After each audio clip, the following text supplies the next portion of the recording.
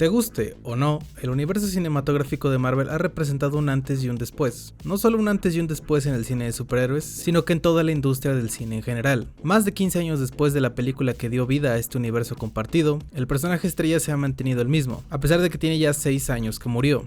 Tony Stark, Iron Man, con 9 participaciones en películas de Marvel, entre ellas 3 películas en solitario abarcando más de 10 años, es el personaje del cine moderno con un arco de personaje más grande y extenso. Y de eso es de lo que voy a hablar el día de hoy, porque es algo que nunca he visto hecho al menos así de completo. Hoy, y solamente hoy, vamos a hablar de eso, de Tony Stark como personaje, porque me estoy volviendo loco y llevo 2 putas semanas viendo películas de superhéroes solo para responder una simple pregunta. ¿Fue Iron Man un buen personaje?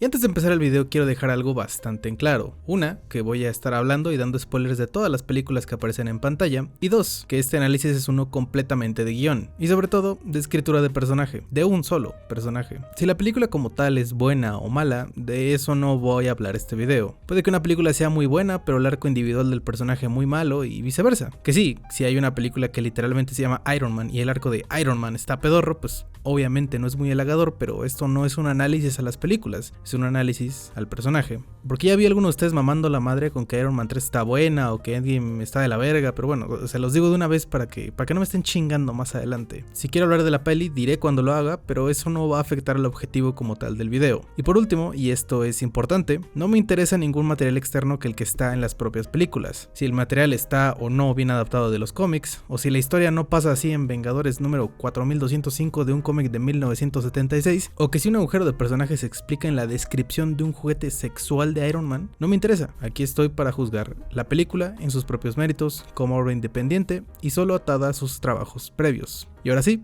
sin más antelación, podemos comenzar. Hoy en día creo que es hasta difícil imaginar un mundo sin Iron Man, y creo que es gracias al gran trabajo que hace esta película para definirlo. Iron Man 1 del 2008 es una película que no desperdicia para nada el tiempo. Desde los primeros segundos, aún sin diálogo, nos damos una idea de quién es Tony Stark. En un convoy militar, en un país desconocido, vemos un hombre vestido en traje, con un vaso de whisky y reventando las bocinas con AC/DC. Y pocos planos son tan buenos para empezar la caracterización de un personaje en tan pocos planos, porque Tony Stark es un cabrón muy difícil con el que simpatizar. Es un genio, un millonario, un narcisista y un puto mamón. Y esos son atributos complicados para hacernos empatizar. Y desde los primeros diálogos podemos ver parte de su filosofía. Cuando uno de los soldados hace un símbolo de paz, Stark dice lo siguiente: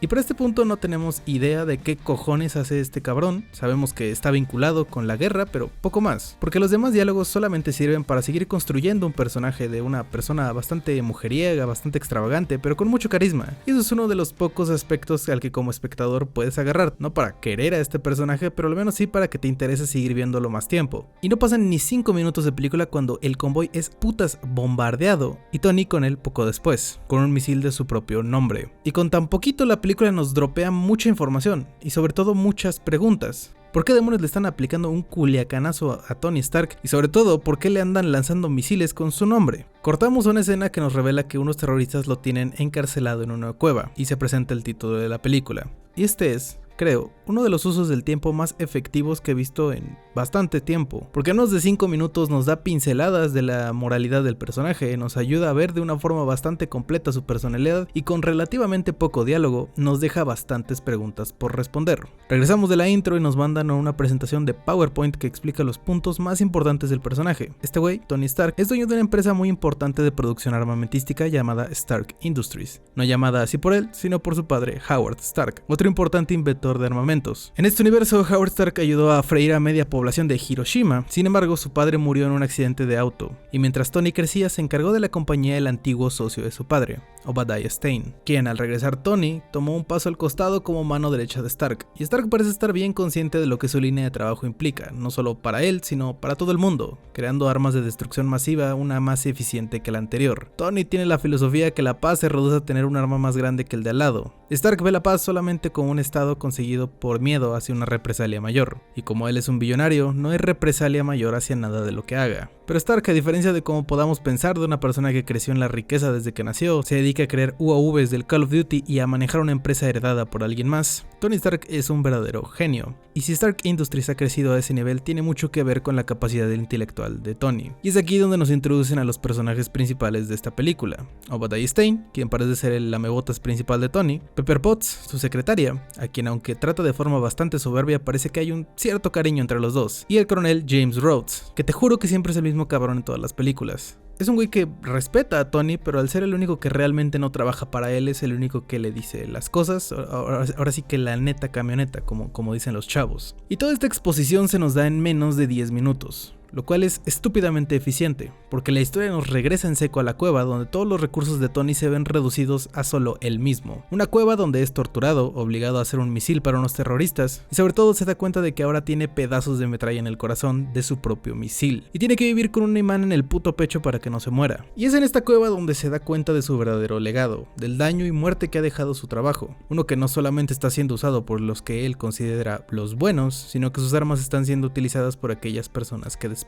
Y en vez de construir un misil, el cabrón decide construirse un corazón más chido para no tener que estar amarrado a una pila de carro y una madresota de metal. Y me parece perfecto que Tony Stark se dé cuenta de la magnitud de sus arcos y de todo el daño que causa, no solo cuando se lo cuentan, sino cuando lo vive de primera mano. Siendo un narcisista como es, creo que es la mejor forma de que alguien así decida cambiar su rumbo de vida de forma tan radical. Porque Tony Stark decide utilizar esta segunda oportunidad para cambiar su legado, para utilizar su único poder, su cerebro, en algo mejor. Destruye sus armas y al regresar a su mundo, este sigue igual, pero él ha cambiado. Y desde el final del primer acto, Tony Stark realmente no cambia, sino que toda la película se trata de cómo él quiere hacer cambiar a los demás. Porque su círculo cercano son personas que alentaban, se beneficiaban y propiciaban el comportamiento tóxico de Tony, evitándolo y encubriendo las consecuencias de sus propias acciones. Pero Stark no está conforme con eso ahora. Quiere limpiar no solamente su nombre, sino que el de su compañía y el de su legado. Quiere ser un hombre que alienta a la paz en vez de propiciar la guerra. Algunos de su círculo aceptan el cambio.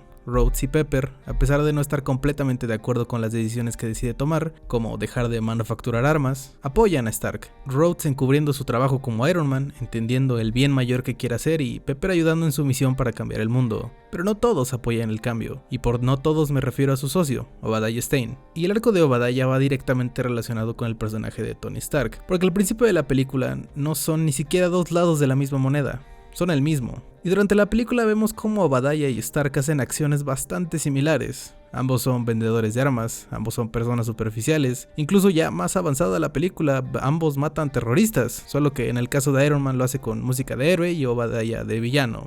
Si son tan similares, ¿qué los diferencia? Al final de la película, el plan de Obadiah es robarle el tan preciado reactor ARC a Tony para así darle poder a su propio traje de Iron Man y asesinar tanto a Tony como a Pepper. Ahora, el típico villano que tiene poderes iguales pero es un opuesto al protagonista lo hemos visto desde casi el principio del tiempo. Y sobre todo en cómics es un concepto que se podría decir que hasta se sobreutiliza. Venom no es más que un Spider-Man malo, Deathstroke es un Batman malo y Zod es un Superman malo. Y este concepto en obras más recientes se ha ido dejando un poco de lado porque puede sentirse aburrido y gratuito. Pero para que este concepto funcione es importante que el villano no solamente suponga un opuesto al héroe solamente en poderes físicos, sino que sea un opuesto, un incompatible total con la filosofía del héroe. Y creo que esto es algo que aplica perfectamente en esta película. Obadiah Stane no solamente es un Iron Man malo, sino que es todo lo que Tony era y ahora ya no es. Y es por una simple razón. El corazón, el reactor ARC de Tony, sirve como pieza fundamental de la historia, como pieza estilística para hacer una adaptación fiel a los cómics, pero también funciona como una metáfora. En esa cueva en el Medio Oriente, Tony Stark obtiene un metafórico corazón, uno que utiliza para poder diferenciar el bien del mal, lo correcto de lo incorrecto, y sobre todo le permite sentir culpa por lo que ha hecho. Y es un peso más, pero es uno que elige cargar para poder dejar un mejor impacto en el mundo. Irónicamente, Iron Man, una armadura hecha para proteger a los más débiles y pelear por lo que su portador considera como moralmente correcto, es un concepto que Obadiah creó por sí mismo, puesto que él fue quien mandó a matar a Tony en esa cueva para así quedarse con la compañía. Y si Obadiah no hubiera hecho nada, jamás habría creado indirectamente a quien representaría una antítesis a su mundo. Y Tony Stark durante toda la película quiere contagiar a un mundo frío e indiferente con ese sentido de responsabilidad que ahora siente, pero Obadiah, al no haber pasado por nada de lo que pasa a Stark, no obtiene su metafórico corazón. Y es por eso que le resulta incompatible alinearse con la filosofía de Tony. No todos pueden adaptarse a este cambio. Y es por eso que Obadiah vuelve a traicionar a Stark.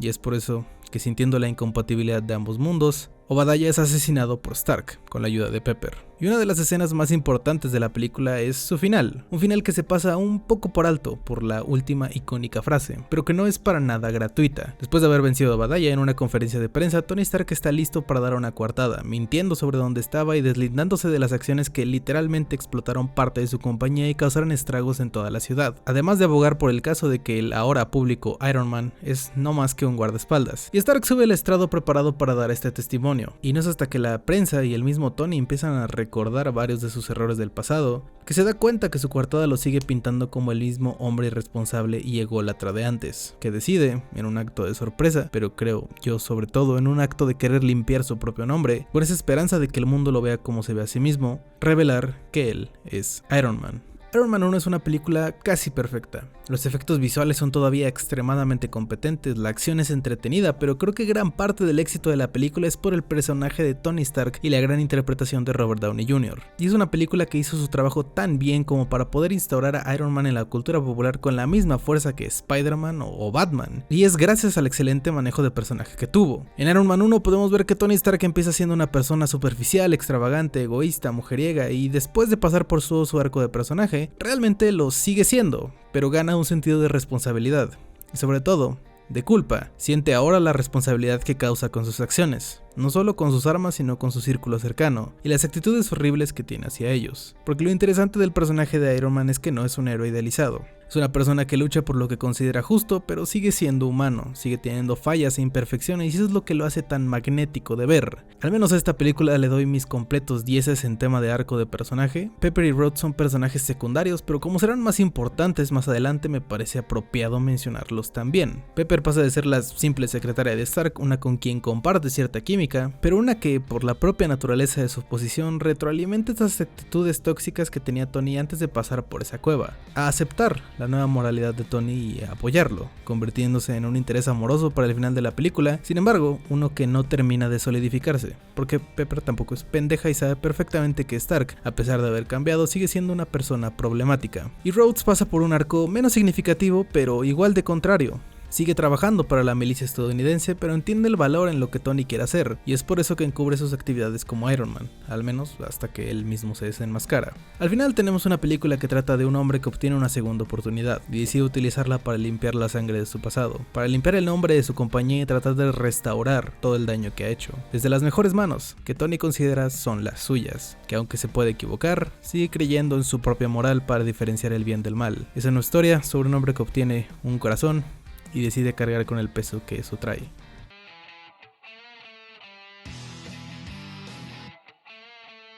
Iron Man 2 es una película muy pinche rara, la verdad. Es una que maneja demasiados temas y tiene tantas tramas secundarias que poco o nada tienen que ver con la trama. Es una peli que se sentía completa, pero creo que alguien metió mano en el guión para meter y recortar cosas que hace que la peli se sienta como un Frankenstein de distintas visiones. Una película que quiere hablar sobre el legado de Tony Stark, otra que se quiere centrar en los demonios internos del personaje, otra que quiere funcionar como primera piedra de un universo más compartido. Y no digo que las tres no se puedan mezclar en una sola película, pero forma una que se siente extrañamente inflada e incompleta a la vez. Porque la primera escena de esta película no se trata sobre Tony Stark, al menos no directamente. Nos recuerdan del momento cumbre de la primera, donde Tony se declara como Iron Man, pero desde la perspectiva desde una fría y sucia casa en Rusia, donde se encuentra Ivan Vanko en el lecho de muerte de su padre y le dice una de las frases que definen al personaje: ese deberías ser tú, le dice su padre antes de morir. Ivan Vanko decide crear su propio reactor ARC, con planos que tienen el nombre de Howard Stark y su padre, y lo logra. La intro se centra completamente en establecer al villano principal de la película, Ivan Vanko, una persona que hasta ahora solamente sabemos que cree genuinamente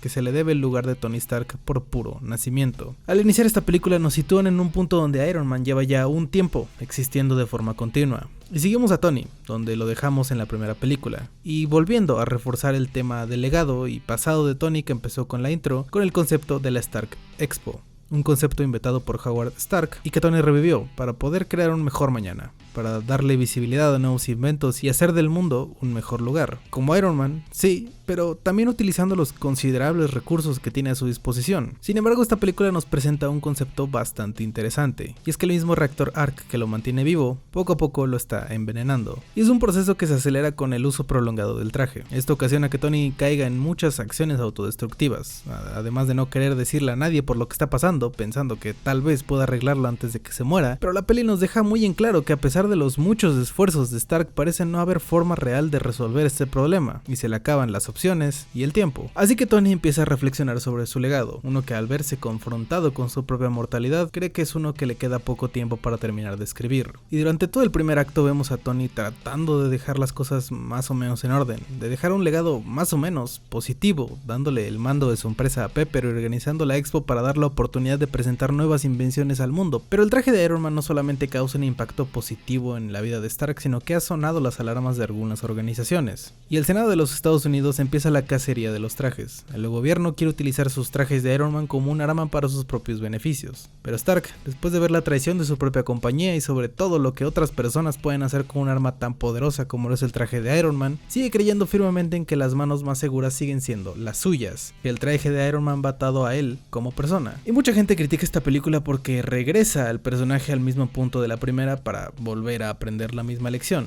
Y entiendo el por qué se siente así. Realmente la película no ayuda a tener una historia cohesiva que pueda seguir, porque ahorita estoy hablando solamente de los arcos de Tony, pero en el costado tenemos a la primera aparición de Black Widow como una asistente de Stark que realmente está espiando para SHIELD, a Justin Hammer, otro desarrollador de armas que quiere copiar el traje de Iron Man como medio mundo está intentando hacerlo, y que realmente es un pendejazo. Todo el arco de Rogue, quien sigue donde lo dejamos al final de la primera película, pensando que Iron Man, aunque sí representa un riesgo, un individuo particular con un arma de destrucción masiva, cree en su amigo y cree que la existencia de Iron Man representa un bien mayor al mal que ocasiona. Pero con el paso de la película y con las acciones cada vez más erráticas de Stark, cambia su opinión y decide robarse uno de los trajes para entregárselo al gobierno. Es mucha película y mucha historia realmente para terminar en el mismo punto, porque el tema del legado es tocado, pero no lo suficiente. E Ivan Vanko, quien crea su propio reactor, decide que quiere destruir el legado de Stark, desenmascarando los pecados de su padre y demostrando que el apellido de Stark es uno que está y siempre estará manchado en sangre. Más o menos al final del primer acto, en otra acción de pura impulsividad motivado por lo que cree es una pronta muerte,